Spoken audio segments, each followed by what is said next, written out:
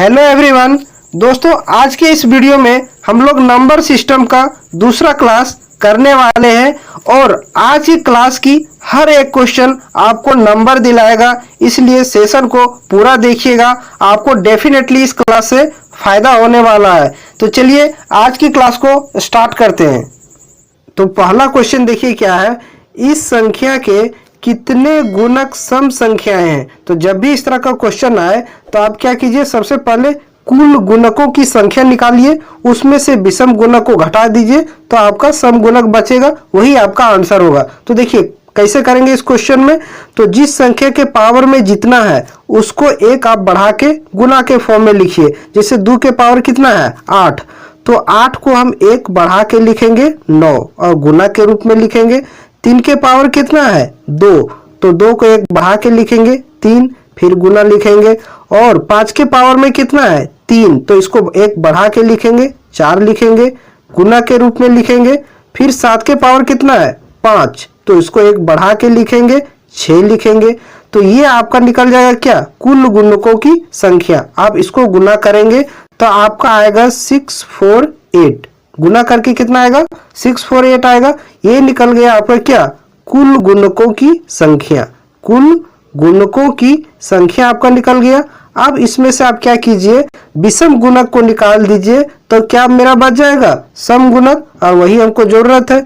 तो देखिए 648 ये आ गया कुल गुणकों की संख्या, माइनस कर देंगे विषम गुणकों की संख्या।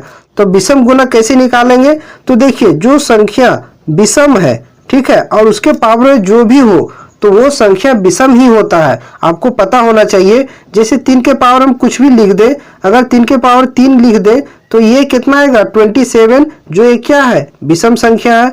अगर यदि 9 के पावर हम 2 लिख देते हैं तो 81 आएगा, ये भी क्या है विषम संख्या है। तो जो विषम संख्याएं हैं उसके पावर में कुछ भी हो तो वो क्या आएगा विषम गुणक आएगा। तो देखिए हम यहाँ विषम गुणक को निकाल लेते हैं। तो 3 के पावर में यहाँ कितना है 2, तो एक बढ़ा के लिखिए तो कितना लिखेंगे 3, और गुणा के रूप में लिखिए। और 5 के पावर में कितना है 3, तो उसको एक बढ़ा के लिखिए 4 लिखिए, फिर गुणा कीजिए। और 7 के पावर कितना है 5, तो इसको आप एक बढ़ा के लिखिए 6। अब इसको क्या कर दीजिए, इसमें से घटा दीजिए। अब देखिए 648 माइनस, अब इसको गुना करते हैं 4 तिया कितना हो गया 12, 12 6 कितना हो गया 72, 72 को इसमें से घटा दीजिए तो मेरा कितना आ जाएगा 576। ये आपका निकल गया सम गुणकों की संख्या। क्या निकल गया, सम गुणकों की संख्या। और यही क्वेश्चन में पूछा गया है। तो आप देखिए इसमें से ऑप्शन कौन है आपका, ऑप्शन सी इसका राइट आंसर हो जाएगा।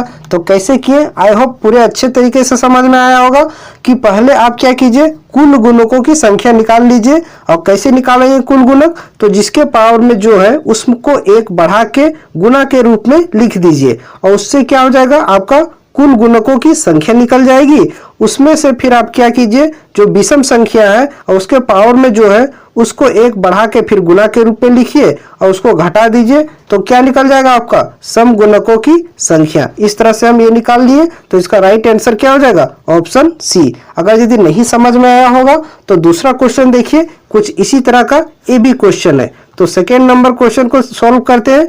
ये संख्या दिया हुआ, इसमें भी क्या पूछा है, कितने गुणनखंड सम है। तो पहले हम क्या करेंगे, पिछला क्वेश्चन के जैसा इसमें कुल गुणकों की संख्या निकालेंगे। तो कैसे निकालेंगे, तो 2 के पावर कितना है 7, इसको एक बढ़ा के लिखिए 8, इंटू, और 3 के पावर कितना है 4, तो इसको एक बढ़ा के लिखिए 5, फिर इसको लिखिए मल्टीप्लाई के रूप में। 5 के पावर कितना है 3, तो इसको एक बढ़ा के लिखिए 4, फिर इंटू लिखिए। अब 7 के पावर कुछ नहीं, तो जब पावर कुछ नहीं है तो पावर में 1 होता है, आपको हमेशा ये बात पता होना चाहिए। तो 7 के पावर 1 है तो उसको एक बढ़ा के लिखेंगे, तो कितना लिखेंगे 2 लिखेंगे। अब यहाँ से क्या कीजिए, इसको गुना कर दीजिए। तो गुना कैसे करेंगे, स्मार्ट तरीका, 5 दूना 10 हो गया और 8 चौके 32, तो 32 पर 1 0। ये आपका निकल गया क्या, कुल गुणकों की संख्या। इससे यहाँ से हम क्या निकाल लिए, कुल गुणकों की संख्या निकाल लिए। अब क्या करेंगे, इसमें से हम विषम गुणकों की संख्या को घटा देंगे तो सम गुणक मेरा निकल जाएगा। तो कुल गुणक कितना है 320, और माइनस माइनस में क्या घटाएंगे, जो पहले बताए थे। तो इसमें जो विषम संख्या है, विषम संख्या कौन है 3 है, 5 है और 7 है, तो उसके पावर में क्या है उसको एक बढ़ा के लिखिए। तो 3 के पावर कितना है 4, तो 4 को एक बढ़ा के लिखेंगे तो कितना लिखेंगे 5 इंटू के रूप में लिखेंगे। फिर 5 के पावर कितना है 3, तो उसको एक बढ़ा के लिखिए 4 लिखेंगे। फिर इसको गुना के रूप में लिखिए। 7 के पावर कितना है 1, 1 को फिर एक बढ़ा के लिखिए 2। अब इसको क्या कीजिए घटा दीजिए, तो 320 320 माइनस इसको गुना कीजिए 5 चौके 20 और 20 दूना 40, तो 40 इसमें से घटा देंगे तो मेरा कितना बचेगा 280। 280 मेरा क्या हो जाएगा कुल सम गुणकों की संख्या। ऑप्शन बी इसका राइट आंसर हो जाएगा। तो आई होप इस सवाल में आपका सारा कंफ्यूजन दूर हो गया होगा कि कैसे इस तरह का क्वेश्चन जब भी आए तो हम उसको अच्छे अप्रोच से सॉल्व कर पाए। तो चलिए अब चलते अगले क्वेश्चन में देखते हैं कि अगर यदि विषम गुणकों की संख्या निकालना हो तो कैसे निकालेंगे। ये रहा उसके लिए आपका क्वेश्चन। ये संख्या आपको मल्टीपल के रूप में दिया हुआ है और पूछ रहा है कि कितने गुणक विषम संख्याएं हैं। तो विषम संख्याएं निकालना रहेगा तो ये क्वेश्चन और ही आसान हो जाएगा। कैसे आसान हो जाएगा, तो केवल हम उस नंबर को लेंगे जो विषम संख्याएं हैं। तो विषम संख्या इसमें से कौन सा मेरा है, तो देखिए इसमें से विषम संख्याएं 3 है 5 है और 7 है।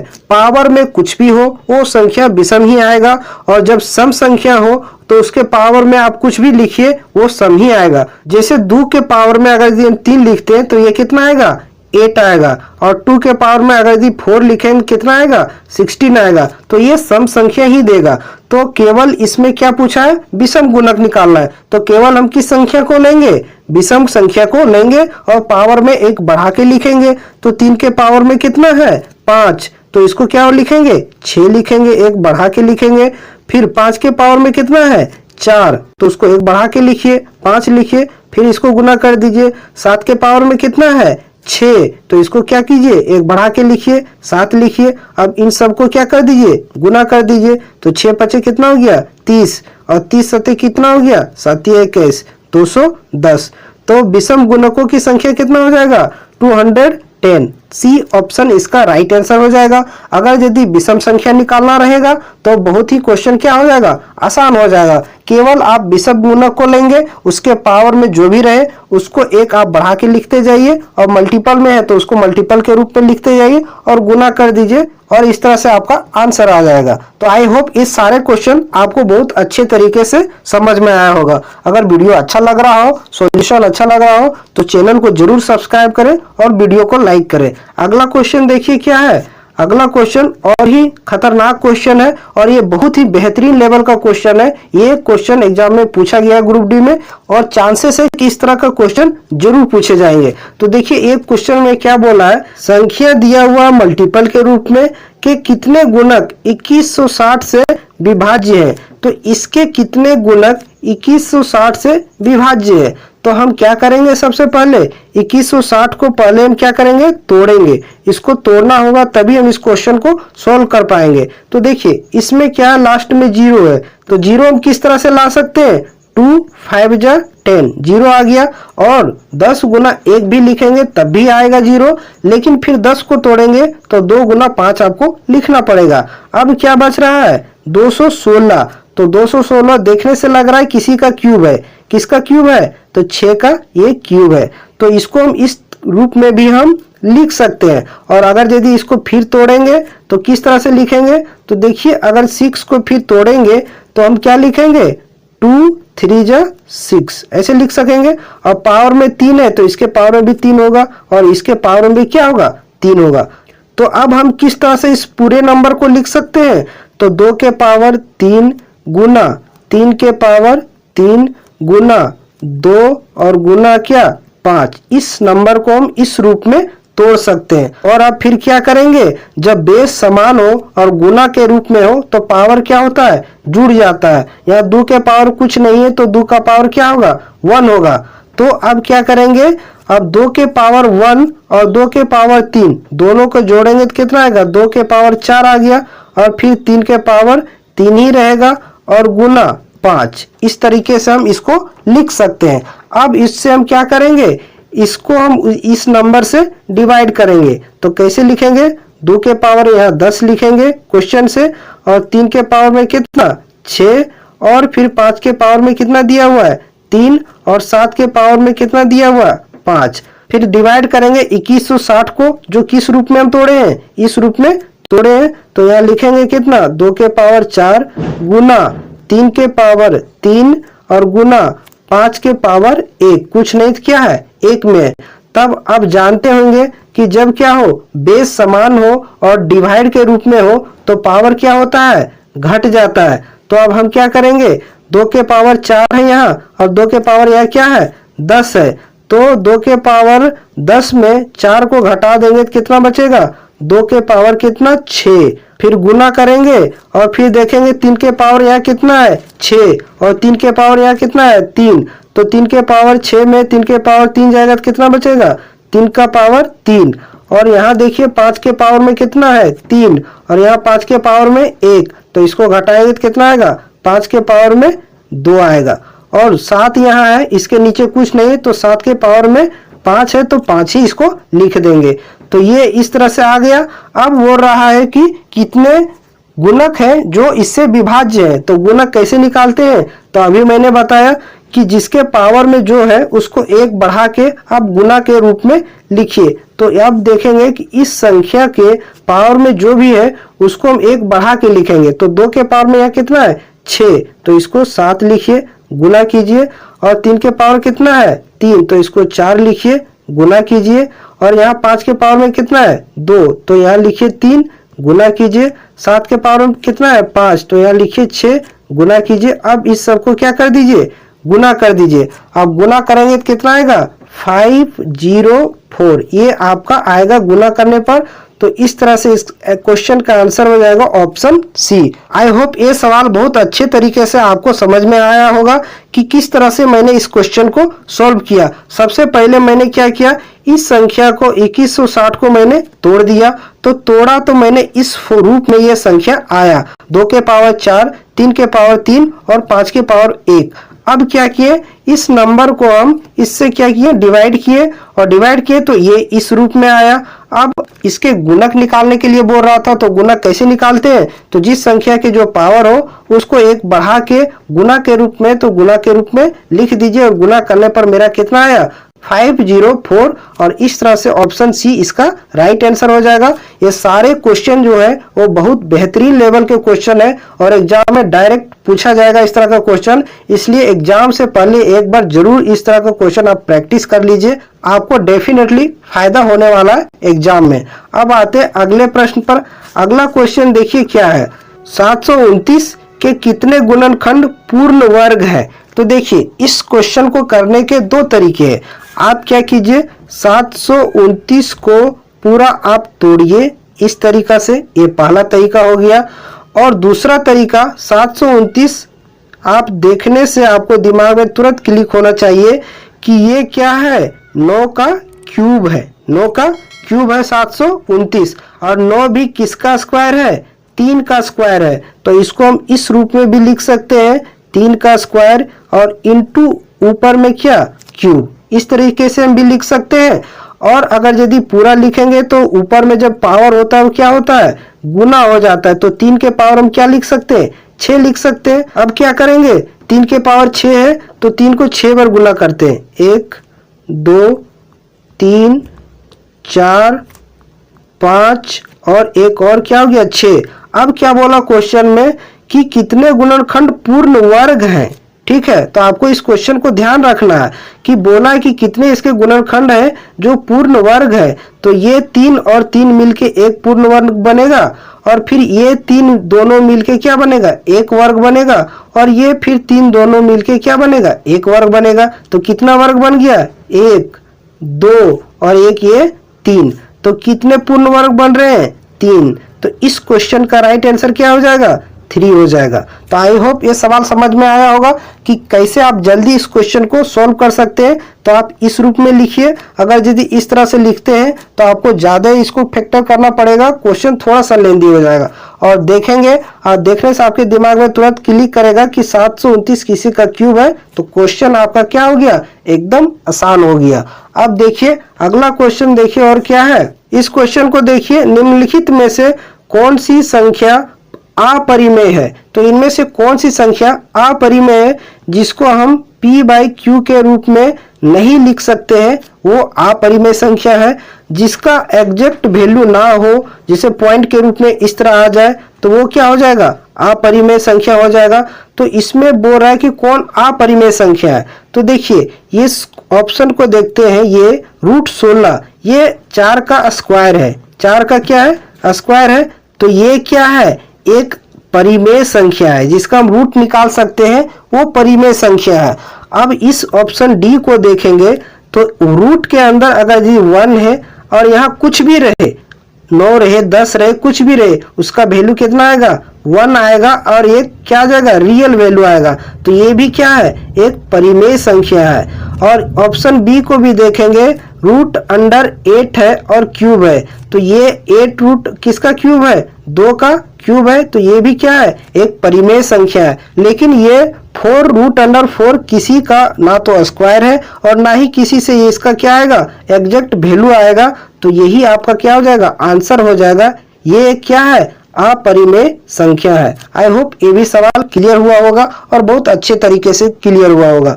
अब आते हैं अगले प्रश्न पर। अगला क्वेश्चन देखिए, कुछ इसी तरह से ये भी क्वेश्चन है, निम्नलिखित में से परिमेय संख्या कौन सी है।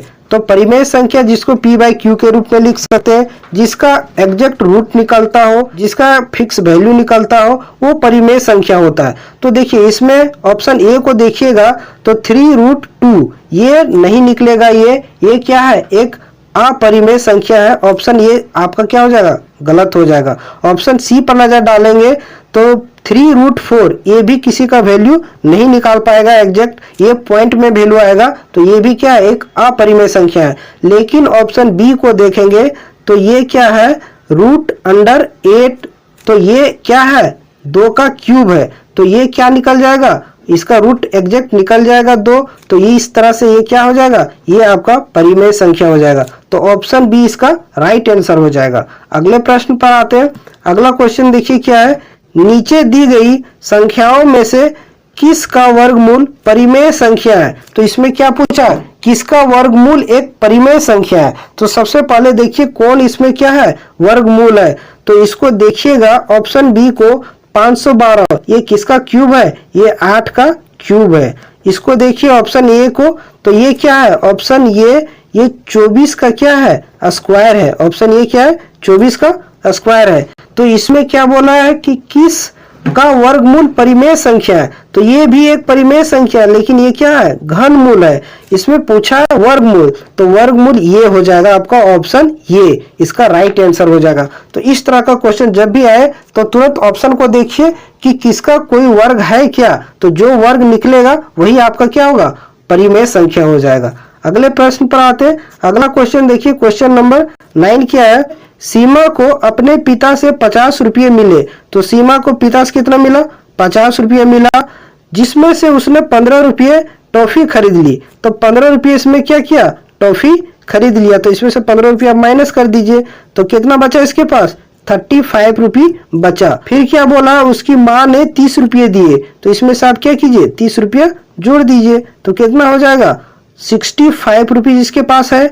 उसके बाद फिर क्या बोला, उसके भाई ने उससे 42 रुपये लिए। तो इसमें से आप फिर क्या कीजिए, 42 रुपीज घटा दीजिए। तो आपके पास कितना बचेगा, 23। और अब क्या बोला है, उसके पास कितने रुपये बचे, तो कितना बचा, 23 रुपया उसका बचा। तो ऑप्शन ये इसका राइट आंसर हो जाएगा। अगले प्रश्न पर आते हैं। क्वेश्चन नंबर 10 देखिए क्या है, एक संख्या का वर्ग उसी संख्या के दुगुने से 3 अधिक है, वह संभावित संख्या क्या है। तो देखिए एक संख्या को मान लेते क्या, x, तो इसका वर्ग कर दिए। अब क्या बोला, इसी संख्या के 2 गुने, तो माने क्या है, x, तो x का 2 गुना, ठीक है, से 3 अधिक है। तो 3 जोड़ दिए इसमें।